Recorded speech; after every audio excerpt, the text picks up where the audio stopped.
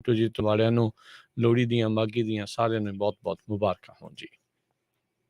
ਜੀ ਸਭਨਾਂ ਨੂੰ ਮੁਬਾਰਕਾਂ ਤੇ ਵਾਹਿਗੁਰੂ ਸਭ ਨੂੰ ਤਰੱਕੀਆਂ, ਤੰਦਰੁਸਤੀਆਂ ਔਰ ਤੌਫੀਕਾਂ ਬਖਸ਼ਣ ਜੀ। ਤੇ ਮਿੰਟੂ ਜੀ ਗੱਲ ਕਰਦੇ ਹਾਂ ਜੀ ਸ਼ੁਰੂ। ਕੇਜਰੀਵਾਲ ਨੇ ਖੋਲੀਆਂ ਟੈਲੀਫੋਨ ਦੀਆਂ ਲਾਈਨਾਂ, ਵਿਰੋਧੀਆਂ ਨੇ ਮੋਰਚਾ ਖੋਲਿਆ। कमाल की गल है कि कौन बनेगा करोड़पति चल रहा है कि सभी लाइनें खोल दी गई है देवियों और सज्जनों। ये कोई कौन बनेगा करोड़पति चल रहा है। सो देखो अरविंद केजरीवाल कल दा आया सीगा, हमेशा जदों भी आउंदा कोई ना कोई गारंटी दे के जाता है, ऐतकी भी गारंटी दे गया कि तुहानू सीएम फेस जरूर देना, इसकी गारंटी है। पर उन्हें कहा कि तुसी आप चुन लियो हुण पंजाबी तगड़े हो के। ते भगवंत मान भी नाल ही बैठा सीगा।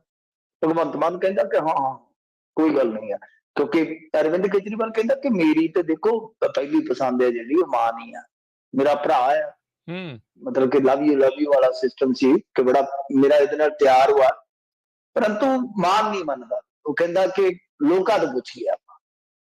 भगवंत मान कहंदा हाँ लोकां तो पुछांगे जी, तू इहदे च की आ, लोकां तो पुछना चाहिए। मेरा की आ, मैं ते कंधां ते पोस्टर भी चिपका दूं पोस्टर भी चिपका दूं। खैर ये तो हुण सब नूं पता है कि पोस्टर फटना ते हीरो निकलना, ते हीरो कौन है, सब फिक्स गेम है जी, सब फिक्स गेम है। मतलब कि एक तरह नाल देखो मैं जिहड़ी तुहानूं गल दस्सण जा रिहा, हो सकदा है कि किसी मौके ते जाके थोड़ी टेढ़ी मेढ़ी होवे या समझ पै जावे कि देखो इत्थे की चल रहा पंजाब दे विच कि खुल के चोण प्रचार नहीं हो रहा। चोण कमीशन दीआं हदायतां ने कि भाई डोर टू डोर कंपेन या वर्चुअल कंपेन स्टार्ट करो। ये डोर टू डोर कंपेन करते हैं तो नोटिस आ जाते हैं। हुण भगवंत मान नूं इस तरह है वर्चुअल थोड़ी सीएम ऐलान देंगे तो आपां भी सियाणे आ, लोकां दे तां वैसे धीआ पुत्त सियाणे हुंदे, तुसीं आप सियाणे सारे। तां कहण दा मतलब ये है कि इस चीज का तो सब नूं पता लग ही रहा है ना कि वो जिहड़ा एक इवेंट बनाउणा सीगा, वड्डा बनाउणा सीगा, वो हाल दी घड़ी 15 तरीक तक बंद है। ते लोहड़ी दियां मुबारकां तुसां भी दे दित्तियां, असां भी दे दित्तियां। लोहड़ी लंघ गई, माघी लंघ जानी है। तो फिर 15 मतलब कि जे मन लो कि एक्सटेंशन होंदी है ना पाबंदियां दी, दैन फिर 21 तक तो मेरे ख्याल दे नाल नामजदगियां दी तरीक शुरू हो जाएगी। तो उस तो बाद समा जिहड़ा फिर तुहानूं पता अपनी चाल पूरा बह जाना है। सो इस करके उन्होंने मैं जो समझिया इस चीज नूं सारे इस एपीसोड नूं कि उन्होंने एक चंगा मतलब कि बना दिता क्रियोसिटी वाला सबब के लिया हुई तुसीं बनाओ हुण सिर। तां कॉलिंग उत्थे किहने करनी आपां नूं भी पता है कि जिहड़े बंदे दा इंटरस्ट ही नहीं आम आदमी पार्टी चों क्यों कॉल करेगा कि फलाणे नूं बना दो, फलाणे नूं बना दो। उत्थे तां जां तां उन्हां दे विरोधी भगवंत मान दे वो कॉल कर सकदे ते जां उन्हां दे जिहड़े पूरे फैन ने जिन्हां नूं भंबक्कड़ किया करदे आ अक्सर जां वो करनगे। तां इह आपां नूं भी पता कि जे इस तरह दी कोई कॉलिंग हुंदी है तां भगवंत मान ही होएगा, क्योंकि ਉਹਦੇ ਜਿਹੜੇ ਉਹ ਜਿਨ੍ਹਾਂ ਨੂੰ ਭੰਬੱਕੜ ਕਹਿੰਦਾ ਉਹ ਕੱਟੜ ਸਮਰਥਕ ਇਹੋ ਜਿਹੇ ਕਿ ਉਹ ਤੇ 10 ਫੋਨ ਕਰਾਉਣਗੇ ਇੱਕ ਜਾਣਾ 10 तो इस करके वो साफ है। हालांकि अरविंद केजरीवाल ने एक चीज क्लीयर कर दी संसार नूं कि भाई मैं नहीं बन जा रहा, मैं इस दौर दे विचों बाहर आ, मेरा ना रखियो। यही मनणगे मतलब कि पंजाब दे विचों ही साडे जिहड़े भी लीडर होणगे सीएम फेस यही होणगे। तो बहरहाल वो जिहड़ी गल करके गए वो तो चलो अज नहीं कल तुहाडे सामने आ जानी है। ते बाकी तकरीबन इहो आ कि एक वड्डा उन्होंने इस मामले दे विच चर्चा बटोर के इवेंट जिहड़ा बना लिया। दूजी चीज जिहड़ी है कि इहदे विच जिहड़े इनवॉल्व हो गए विरोधी भी, कोई कहना जी कि भगवंत मान डमी सीएम होएगा। सुखबीर सिंह बादल ने कहा कि भगवंत मान डमी सीएम होएगा जां डमी सीएम बना के मतलब कहण दा इह आ कि असल दे विच केजरीवाल दी मंशा कुछ होर है। हरजीत गरेवाल कहंदा कि भगवंत मान नाल धोखा हो रहा है, उन्हां नूं भगवंत मान दी बड़ी याद आ रही सी, अज मुहब्बत भी आ रही सी। तो फिर मनजिंदर सिंह सरसा कहते कि असल दे विच अरविंद केजरीवाल ने इस कॉलिंग के बहाने मतलब कि काला जड़ियां ने वो फर्जी हो गया। अरविंद केजरीवाल कह दूंगा कि हाँ जी सारा पंजाब ये चाहता है कि केजरीवाल केजरीवाल सारा ही पंजाब तेरे नाल कि तू सीएम बन जा। तो मतलब कि घेरा जिहा पै गया।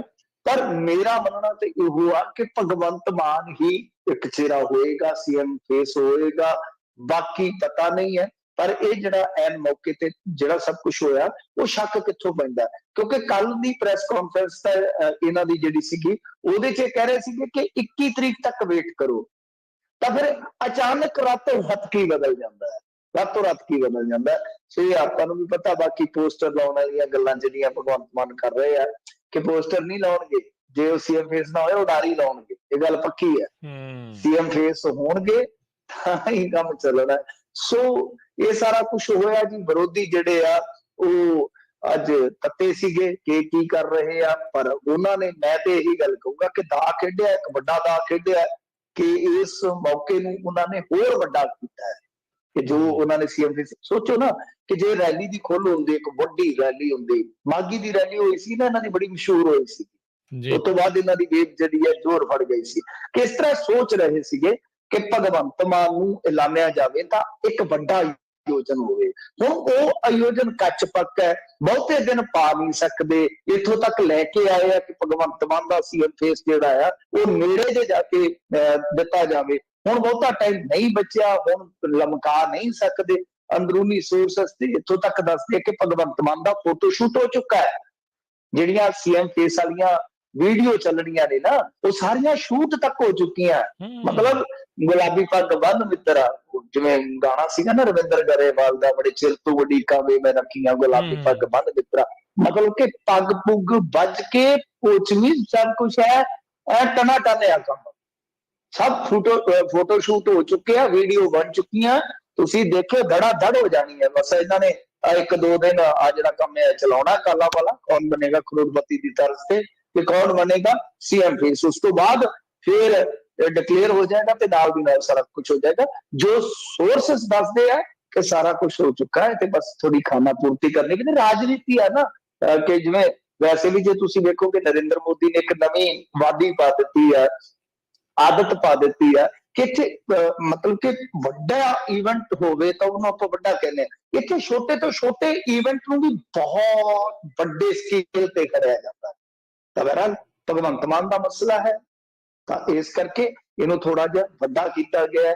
ਸੋ ਇਸ ਵੱਡੇ ਕੀਤੇ ਦੇ ਵੱਡੇ ਰਿਜ਼ਲਟ ਵੀ ਹੋਣਗੇ। ਇਹ ਹਾਲੇ ਸਮੇਂ ਦੇ ਗਰਭ ਦੇ ਵਿੱਚ ਆ, ਪਰ ਲੱਗਦਾ ਤੇ ਇਹੋ, ਵੈਸੇ ਤੁਸੀਂ ਜੇ ਸੋਸ਼ਲ ਮੀਡੀਆ ਤੇ ਜਾਓਗੇ ਤਾਂ 100 ਚੋਂ 99 ਹੀ ਕਹਿੰਦੇ ਆ ਕਿ ਭਗਵੰਤ ਮਾਨ ਤੈਅ ਆ, ਭਗਵੰਤ ਮਾਨ ਤੈਅ ਹੈ। ਸੋਸ਼ਲ ਮੀਡੀਆ ਦਾ ਟ੍ਰੈਂਡ ਵੀ ਇਹੀ ਕਹੇਗਾ, ਕਿਉਂਕਿ ਤਕਰੀਬਨ ਉਹਨਾਂ ਦੀ ਬੋਡੀ ਲੈਂਗੁਏਜ ਤੋਂ ਲੱਗ ਰਿਹਾ, ਜੋ ਉਹਨਾਂ ਦੇ ਪੈਰ ਤੜੇ ਨੇ ਉਹਨਾਂ ਤੋਂ ਲੱਗ ਰਿਹਾ। ਸੋ ਮੈਨੂੰ ਨਹੀਂ ਲੱਗਦਾ ਕਿ ਕੋਈ ਗੱਲ ਜਿਹੜੀ ਹੈ ਉਹ ਇਸ ਤਰ੍ਹਾਂ ਹੋਏਗੀ। 19% ਤੇ ਜਿਹੜਾ 99% ਹੀ ਕਿਆ ਫਾਇਦਾ ਜਿਹੜਾ ਮੇਰੇ ਖਿਆਲ ਦੇ ਨਾਲ ਸਹੀ ਹੋਏਗਾ।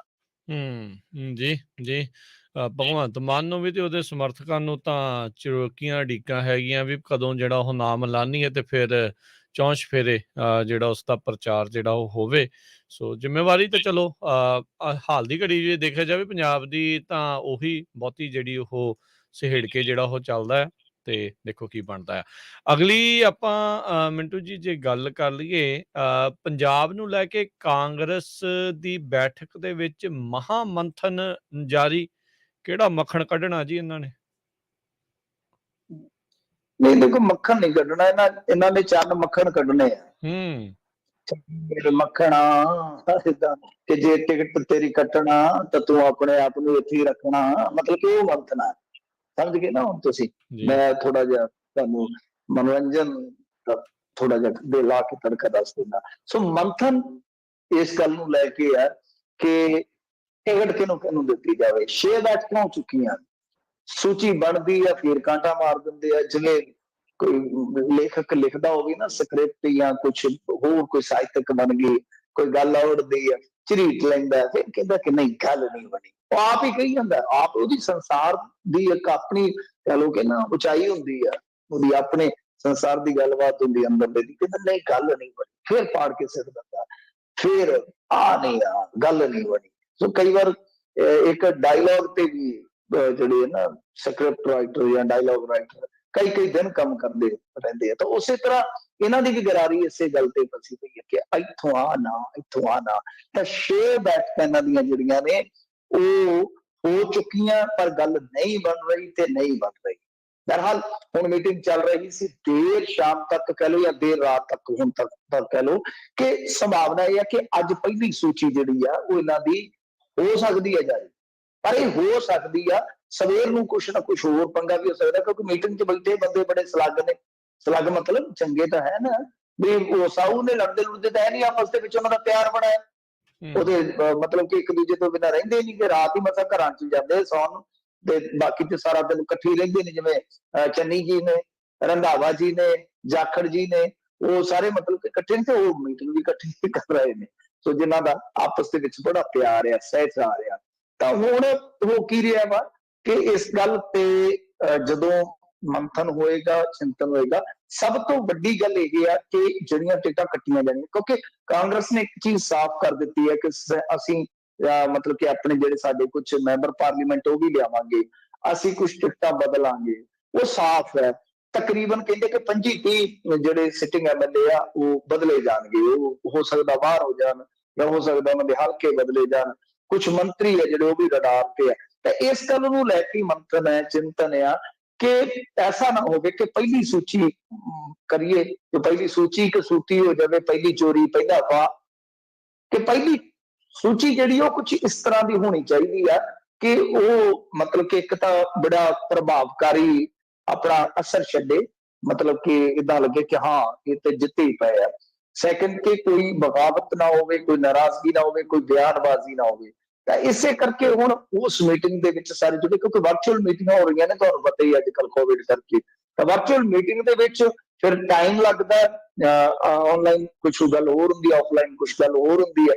सो हुण सहमति किन्नियां ते बनदी, हालांकि यूपी दे विच इन्हां ने सूची जारी कर दित्ती है, और ਉਹਦੇ ਵਿੱਚ उन्नाव गैंगरेप पीड़िता ਜਿਹੜੀ ਸੀਗੀ ना, ਉਹਦੀ ਮਾਂ ਨੂੰ ਟਿਕਟ ਦਿੱਤੀ ਗਈ, 140 ਕੈਂਡੀਡੇਟਸ ਦੀ ਉਹ ਸੂਚੀ ਜਾਰੀ ਕਰ ਦਿੱਤੀ ਗਈ ਆ ਅੱਜ ਹੀ।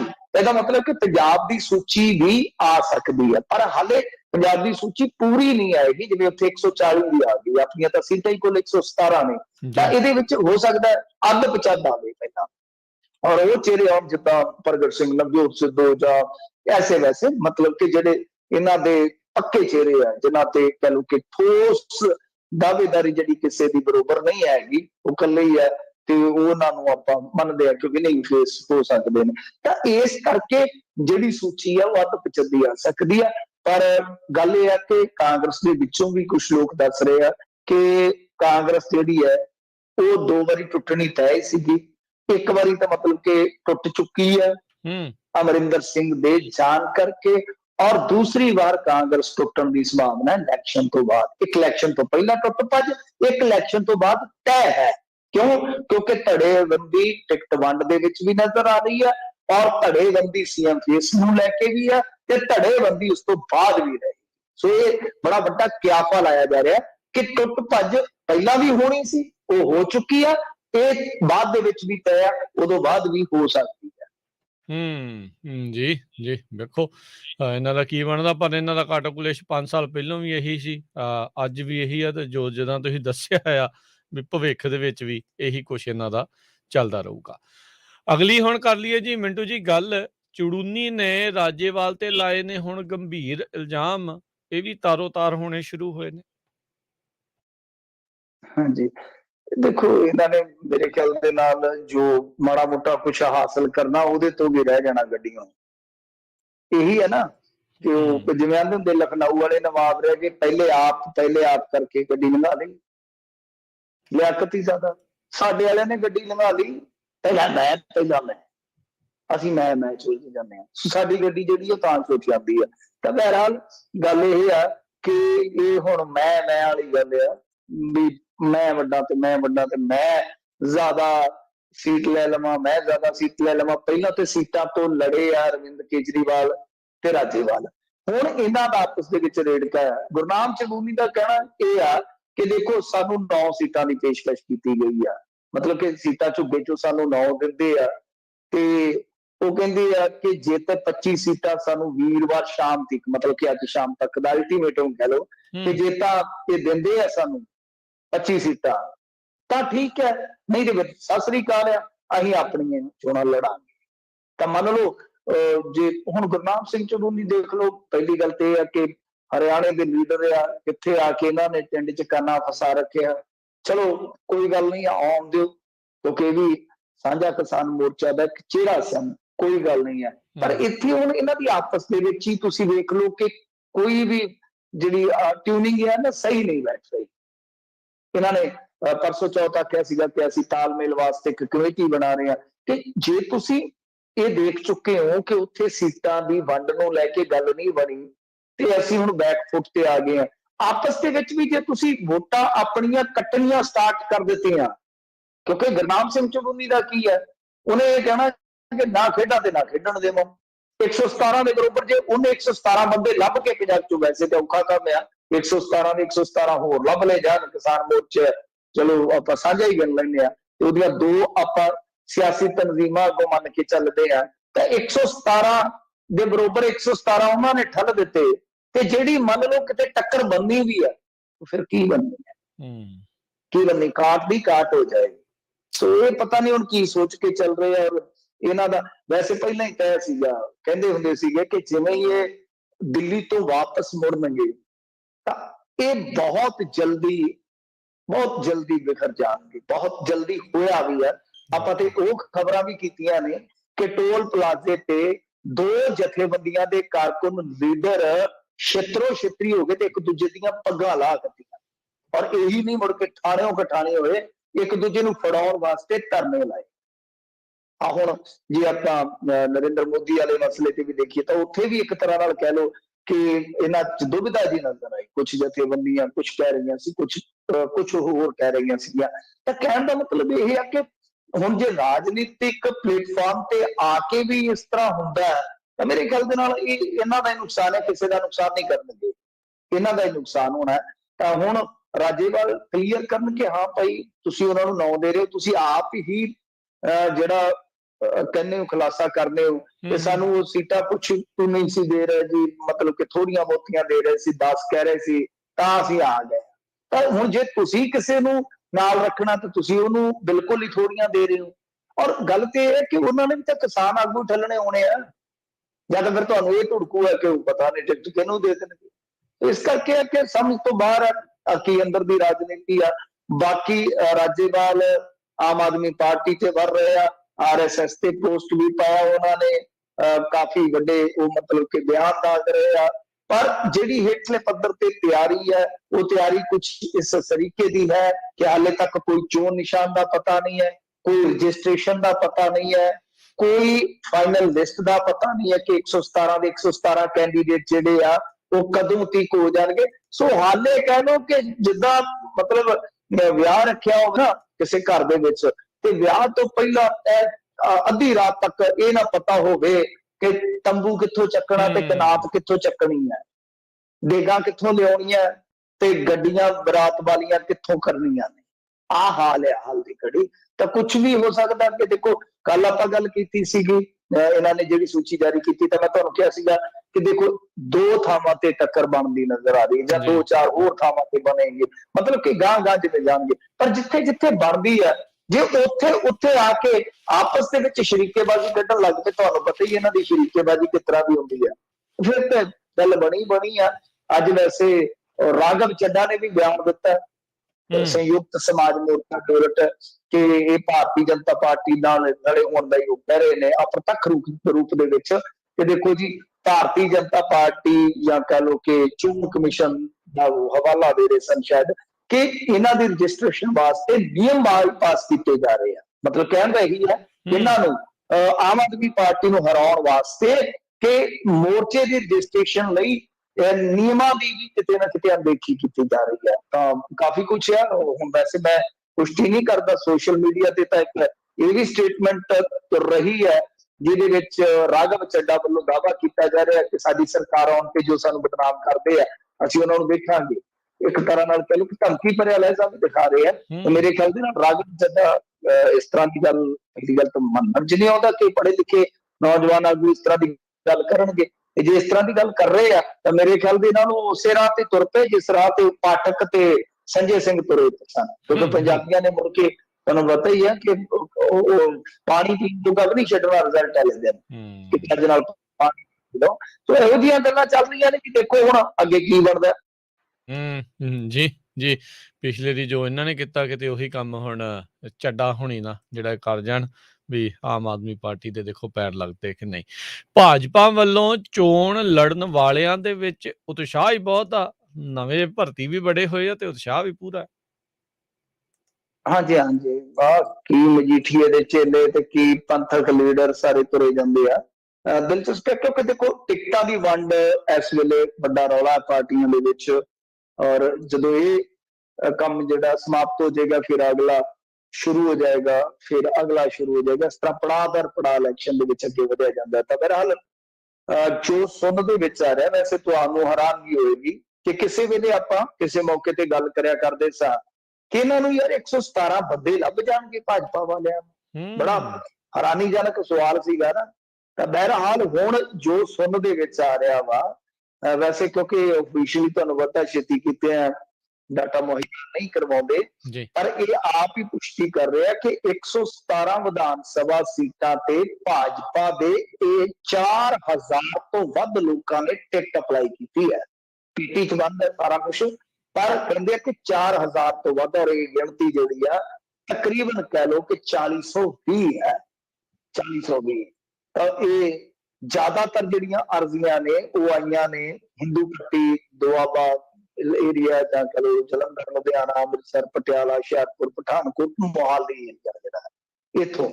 ਸੋ ਇਹ ਮੇਰੇ ਖਿਆਲ ਦੇ ਨਾਲ ਜਿੱਦਾਂ ਕਹਿ ਲਓ ਕਿ ਕੁਛ ਦਿਨ ਜਿਵੇਂ ਹੋਏ ਨੇ ਜਿਹੜੇ ਇਹ ਕਾਨੂੰਨ ਰੀਪੀਲ ਹੋਏ, ਔਰ ਇਸ ਤੋਂ ਬਾਅਦ ਇੱਕ ਚੀਜ਼ ਜਿਹੜੀ ਹੈ ਉਹ ਵੇਖੀ ਜਾ ਰਹੀ ਹੈ ਸੰਭਾਵੀ ਤੌਰ ਤੇ। ਦੇਖੋ ਗੱਲ ਕੀ ਹੈ ਕਿ ਅਸੀਂ ਜੋ ਮਰਜ਼ੀ ਕਹੀਏ, ਇੱਕ ਜਿਹੜਾ ਇਹ ਨਰਿੰਦਰ ਮੋਦੀ ਵਾਲਾ ਰੈਲੀ ਦਾ ਮਸਲਾ ਜਿਹੜਾ ਨਾ ਉਹਦਾ ਅਸਰ ਪੈਣ ਦੀ ਸੰਭਾਵਨਾ ਦੇਖੋ ਕਿੰਨਾ ਪੈਂਦਾ ਮੈਂ ਕਹਿ ਨਹੀਂ ਸਕਦਾ। ਮੈਂ ਤੁਹਾਨੂੰ ਦੱਸ ਵੀ ਦੇਵਾਂਗਾ, ਹੋਰ ਥੋੜੇ ਦਿਨ ਚਾਹੀਦੇ ਹੁੰਦੇ ਆ ਗੱਲਬਾਤ ਕਰਨ ਵਾਸਤੇ।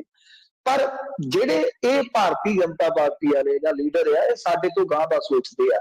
ਕਿਤੇ ਨਾ ਕਿਤੇ ਇਹਨਾਂ ਨੂੰ ਇਉਂ ਲੱਗਦਾ ਆ ਕਿ ਅਸਲ ਦੇ ਵਿੱਚ ਜੋ ਨਰਿੰਦਰ ਮੋਦੀ ਨਾਲ ਹੋਇਆ ਉਹ ਹਿੰਦੂ ਭਾਈਚਾਰੇ ਦੇ ਇੱਕ ਲੀਡਰ ਦਾ ਅਪਮਾਨ ਸੀ। ਤੇ ਅਪਮਾਨ ਕਿਹਨੇ ਕੀਤਾ? ਕਾਂਗਰਸ ਨੇ। ਕਿਸਾਨਾਂ ਦੇ ਇੱਥੇ ਕੋਈ ਉਹ ਖਾਸ ਜ਼ਿਕਰ ਨਹੀਂ ਕਰਦੇ, ਕਿਉਂਕਿ ਕਿਸਾਨਾਂ ਦਾ ਜ਼ਿਕਰ ਕਰਨਗੇ ਤਾਂ ਕਿਸਾਨ ਨਾਲ ਜੁੜੇ ਤੁਹਾਨੂੰ ਪਤਾ ਹੀ ਹੈ ਉਹ ਕਾਰੋਬਾਰੀ ਵੀ ਹੁੰਦੇ ਆ ਜਿਹੜੇ ਕਿ ਇਹਨਾਂ ਨੂੰ ਪੱਕੀ ਵੋਟ ਕਰਦੇ ਆ। ਫਰਜ਼ ਕਰੋ ਕਿਸੇ ਦੇ ਕੱਪੜੇ ਦੀ ਦੁਕਾਨ ਹੈ ਤਾਂ ਕਿਹਦੇ ਨਾਲ ਚੱਲ ਰਹੀ ਹੈ? ਉਹ ਕਿਸਾਨ ਨਾਲ ਚੱਲ ਰਹੀ ਹੈ। ਸਪੇਅਰ ਪਾਰਟਸ ਦੀ ਦੁਕਾਨ ਹੈ, ਔਰਤ ਦੀ ਦੁਕਾਨ ਹੈ, ਕਰਿਆਨੇ ਦੀ ਦੁਕਾਨ ਹੈ, ਉਹ ਸ਼ਰੇਆਮ ਖੁੱਲ ਕੇ ਵਿਰੋਧ ਨਹੀਂ ਕਰਦਾ ਦੁਕਾਨਦਾਰ ਕਾਰੋਬਾਰੀ।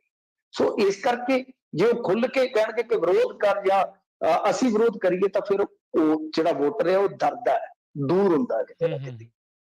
ਇਸ ਕਰਕੇ ਇਹ ਅੰਦਰ ਦੀਆਂ ਗੱਲਾਂ ਨੇ ਜਿਹੜੀਆਂ ਕਿ ਭਾਜਪਾ ਜਾਂ ਇਹਨਾਂ ਦੇ ਜਿਹੜੇ ਲੜਨ ਦੇ ਚਾਹਵਾਨ ਨੇ, ਹੁਣ ਲੰਬੀ ਤੋਂ ਨਹੀਂ ਕੋਈ ਅਪਲਾਈ ਕਰ ਰਿਹਾ। ਲੰਬੀ ਤੋਂ ਮੇਰੇ ਖਿਆਲ ਦੇ ਨਾਲ ਸਿਰਫ 2 ਨੇ ਅਪਲਾਈ ਕੀਤਾ ਤੇ ਦੋਨੇ ਜਿਹੜੇ ਆ ਉਹ ਬਾਹਰੋਂ ਆਏ ਨੇ, ਪਾਰਟੀ ਜੁਆਇਨ ਕੀਤੀ ਉਹਨਾਂ ਨੇ ਪਿਛਲੇ ਦਿਨ। ਇੱਕ ਮੋਲਾ ਤੋਂ ਆ, ਉਹ ਇਹਨਾਂ ਦੇ ਪੁਰਾਣੇ ਲੀਡਰ ਨੇ, ਤੇ ਇੱਕ ਸੋਸ਼ਲਿਸਟ ਨੇ ਮੇਰੇ ਖਿਆਲ ਦੇ ਨਾਲ ਪੁਰਾਣੇ ਸ਼ਾਇਦ ਉਹ ਆਏ ਨੇ।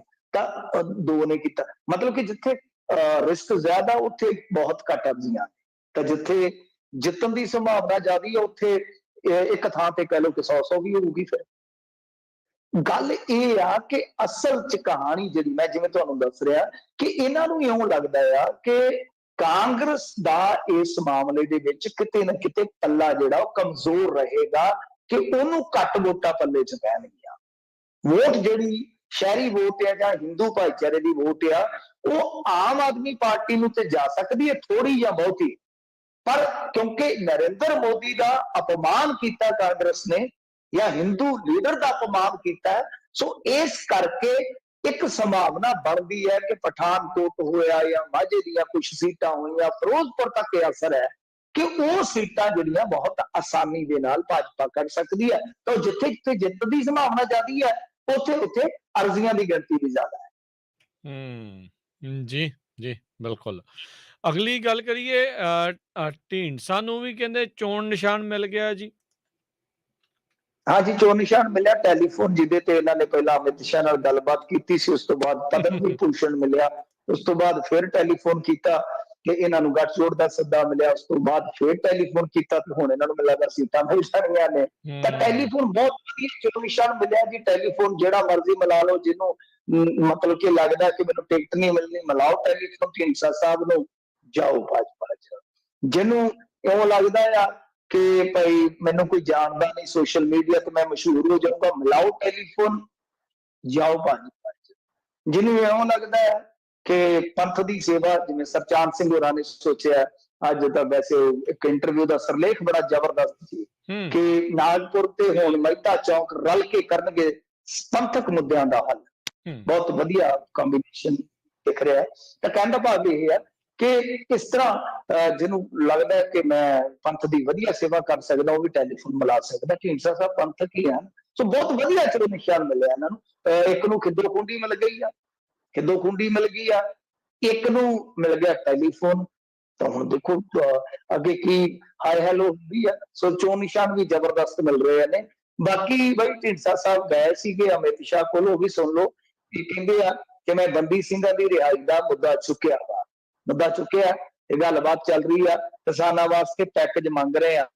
ਬਸ ਜਦੋਂ ਮਤਲਬ ਕਿ ਲੋਕਾਂ 'ਚ ਥੋੜਾ ਜਿਹਾ ਗੁੱਸਾ ਹੁੰਦਾ ਹੈ ਨਾ ਕਿਸੇ ਗੱਲ ਤੋਂ, ਇਹ ਫਿਰ ਏਦਾਂ ਹੀ ਇੱਕ ਨਾ ਕੁੱਕਰ ਦੀ ਜਿਵੇਂ ਸੀਟੀ ਜੀ ਤਾਂ ਨੂੰ ਚੱਕਦੇ ਆਪਾਂ, ਕੋਈ ਭਾਫ ਵੀ ਨਿਕਲ ਜਾਂਦੀ ਹੈ। ਐ ਦੋ ਤਿੰਨ ਨਾ ਜਜ਼ਬਾਤੀ ਮੁੱਦੇ ਜੇ ਸੁੱਟ ਦਿੰਦੇ ਆ। ਅਸੀਂ ਜੀ ਚੰਡੀਗੜ੍ਹ ਮੰਗਿਆ, ਅੱਗੇ ਚੰਡੀਗੜ੍ਹ ਦਾ ਕਹੀ ਜਾਂਦੇ ਸੀ, ਅਸੀਂ ਜੀ ਚੰਡੀਗੜ੍ਹ ਮੰਗਿਆ, ਅਸੀਂ ਜੀ ਪੰਜਾਬੀ ਬੋਲਦੇ ਇਲਾਕਿਆਂ ਦੀ ਮੰਗ ਕੀਤੀ। ਹੁਣ ਕਹਿੰਦੇ ਬੰਦੀ ਸਿੰਘਾਂ ਦੀ, ਕਿਉਂਕਿ ਬੰਦੀ ਸਿੰਘਾਂ ਬਾਰੇ ਤੁਹਾਨੂੰ ਪਤਾ ਹੀ ਹੈ, ਮਾਰਚ ਹੋਇਆ ਪਿਛਲੇ ਦਿਨੀ, ਕਾਫੀ ਚਰਚਾ ਹੋਈ ਆ, ਮੰਗ ਪੱਤਰ ਦਿੱਤੇ ਜਾ ਰਹੇ ਆ। ਤਾਂ ਹੁਣ ਇਹਨਾਂ ਨੇ ਇਹ ਮੁੱਦਾ ਜਿਹੜਾ ਉਭਾਰਨਾ ਸ਼ੁਰੂ ਕਰ ਦਿੱਤਾ। ਮੈਂ ਕਹਿੰਦਾ ਕਿ ਠੀਕ ਆ, ਚਲੋ ਵਧੀਆ, ਜੋ ਵੀ ਤੁਸੀਂ ਕਰ ਸਕਦੇ ਹੋ ਕਰੋ, ਪਰ ਉਹਨਾਂ ਨੂੰ ਕਰਵਾ ਦਿਓ। ਇਹ ਨਾ ਹੋਵੇ ਕਿ ਲੋਕਾਂ ਨੂੰ ਜਜ਼ਬਾਤੀ ਕਰਨ ਦੇ ਮਾਰੇ ਲਾਰੇ ਲਾਈ ਜਾਓ, ਲਾਰੇ ਲਾਈ ਜਾਓ, ਤੇ ਮੁੜ ਕੇ ਤੁਸੀਂ ਕਹੋ ਕਿ ਜਿਹੜਾ ਸਾਡਾ ਟੈਲੀਫੋਨ ਹੈ ਜੀ ਉਹਦੀਆਂ ਤੇ ਤਾਰਾਂ ਕੱਟੀਆਂ ਗਈਆਂ, ਮੈਂ ਸ਼ਾਇਦ ਚੁੱਕਦਾ ਹੀ ਨਹੀਂ। ਜੀ ਜੀ, ਵੇਖੋ ਕਈ ਕੁਛ ਇਹਨਾਂ ਨੂੰ ਜਿਹੜਾ ਉਹ ਮਿਲਣਾ ਆ। ਸਾਹਿਬਜ਼ਾਦਿਆਂ ਦਾ ਰੋਲ ਕਰਵਾਉਣ ਦਾ ਸ਼੍ਰੋਮਣੀ ਕਮੇਟੀ ਵੱਲੋਂ ਸਖਤ ਨੋਟਿਸ ਲਿਆ ਗਿਆ। ਹਾਂਜੀ ਦੇਖੋ, ਇਹ ਕੋਈ ਗੁਜਰਾਤ ਦਾ ਸਕੂਲ ਹੈ, ਦੱਸਦੇ ਆ ਕਿ ਉੱਥੇ ਇਸ ਤਰ੍ਹਾਂ ਸਾਹਿਬਜ਼ਾਦਿਆਂ ਦੀ ਕੋਈ ਭੂਮਿਕਾ ਜਿਹੜੀ ਆ ਉਹ ਨਿਭਾਈ ਗਈ, ਤੇ ਉਸ ਤੋਂ ਬਾਅਦ ਵੀਡੀਓ ਨਸ਼ਰ ਹੋਈ ਆ, ਸਖਤ ਨੋਟਿਸ ਲਿਆ ਗਿਆ। ਤਾਂ ਜਦੋਂ ਇਹਨਾਂ ਨੇ ਉਹ ਜਿਹੜਾ ਸਿੱਖ ਮਿਸ਼ਨ ਗੁਜਰਾਤ ਦਾ ਮਤਲਬ ਕਿ ਸੀਗਾ ਪ੍ਰਚਾਰਕਾਂ ਨੇ ਜਿਹੜਾ ਸੰਬੰਧਤ ਸਕੂਲ ਤੋਂ ਜਵਾਬ ਤਲਬ ਕਰਕੇ ਜਵਾਬ ਲਿਆ, ਤਾਂ ਉਹਨਾਂ ਨੇ ਫਿਰ ਮਾਫੀ ਮੰਗ ਲਈ ਆ ਕਿ ਉਹ ਕਹਿੰਦੇ ਕਿ ਇਹ ਵੀਡੀਓ ਜਿਹੜੀ ਆ ਤਕਰੀਬਨ 2-3 ਸਾਲ ਪੁਰਾਣੀ ਹੈ, ਤੇ ਹੁਣ ਕਿਸੇ ਨੇ ਸੋਸ਼ਲ ਮੀਡੀਆ ਤੇ ਪਾ ਦਿੱਤੀ। ਤੇ ਉਹਨਾਂ ਮੰਨਿਆ ਕਿ ਸਿੱਖ ਧਰਮ ਦੇ ਨਿਯਮਾਂ ਬਾਰੇ ਸਾਨੂੰ ਅਗਿਆਨਤਾ ਸੀ, ਜਿਸ ਕਰਕੇ ਅਜਿਹਾ ਹੋਇਆ ਕਿ ਅਸੀਂ ਸਿੱਖ ਜਗਤ ਤੋਂ ਮਾਫੀ ਮੰਗਦੇ ਆ। ਵੈਸੇ ਚਲੋ ਠੀਕ ਆ, ਜੇ ਕਿਸੇ ਨੇ ਮਾਫੀ ਮੰਗ ਲਈ, ਜੇ ਕਿਸੇ ਨੂੰ ਕਿਸੇ ਦੀਆਂ ਮਾਨਤਾਵਾਂ ਜਾਂ ਮਰਿਆਦਾਵਾਂ ਬਾਰੇ ਨਹੀਂ ਪਤਾ, ਤੇ ਕੋਈ ਗੱਲ ਨਹੀਂ ਹੈ। ਸਿੱਖ ਧਰਮ ਬਹੁਤ ਉਦਾਰਵਾਦੀ ਧਰਮ ਆ, ਮਾਫੀ ਹੋਣੀ ਵੀ ਚਾਹੀਦੀ ਹੈ, ਕੋਈ ਦਿੱਕਤ ਨਹੀਂ ਹੈ।